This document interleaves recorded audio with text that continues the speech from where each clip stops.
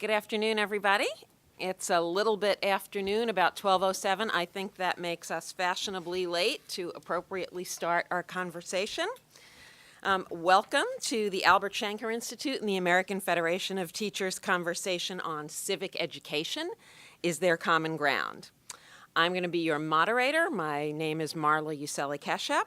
In a moment, I'm going to introduce you to our panelists, but first I'm going to tell you a little bit about my interest in this topic and a few really important things that you need to know, such as, should you be motivated to tweet or share anything about this conversation, which we hope you will, or just to follow along on social media, you can use hashtag CivicEd.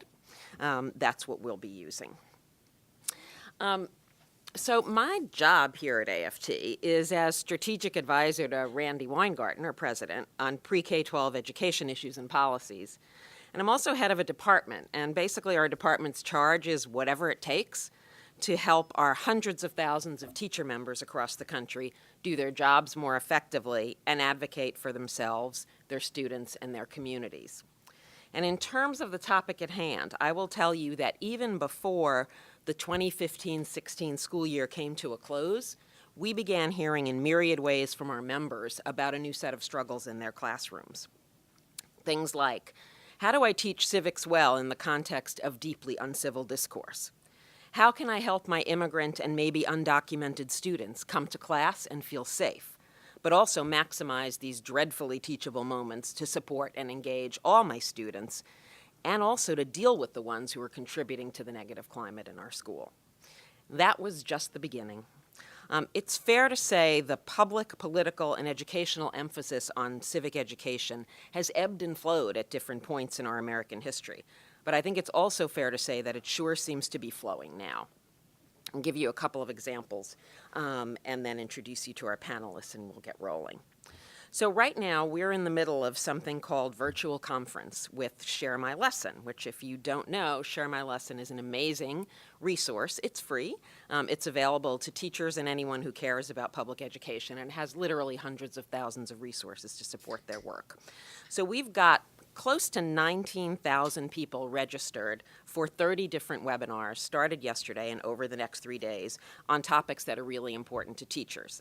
It's not too late. Go to sharemylesson.com and you can be part of the virtual conference too. But several of the webinars that we're offering touch on our topic here today, with great partners like Facing History and Ourselves, like Teaching Tolerance, like the National Constitution Center. These are issues that teachers want to talk about and want to get support on. Topics that connect to civic education are so much in the news these days, it makes me think of that great Sondheim song, Not a Day Goes By, right? Because just today, John Rogers, I don't think any relation, Ed. John Rogers Institute for Democracy, Education, and Access at UCLA has a new study out that's based on a nationally representative sample of 500 high school principals. 89% of the principals report that incivility and contentiousness in the broader political environment has considerably affected their school community. More than 8 in 10 of the principals report their students have made derogatory comments about other racial and ethnic groups. And more than 2/3 of the principals said that students from immigrant families experience difficulty focusing on classroom lessons or missed school due to policies or political rhetoric related to immigrants. I don't think that any of us would fool ourselves that some common agreement about and some good implementation of civic education is going to make hatred, bullying, incivility, prejudice, and inequity magically vanish from the tiled hallways of our nation's public schools or the streets of our communities. But is civic education worth doing deeply and well? I think the answer from every one of our panelists would be yes. So that's the question before us today. In a time of intense political polarization, is it possible to find common ground in the teaching of civics education? And if so, what is it? We have a really amazing lineup of truly diverse perspectives to tangle with this topic. I'm going to tell you just a bit about each of them in the order in which they will speak. I won't do them justice. There's lots more in your folders, and you can learn more about them online as well. Peter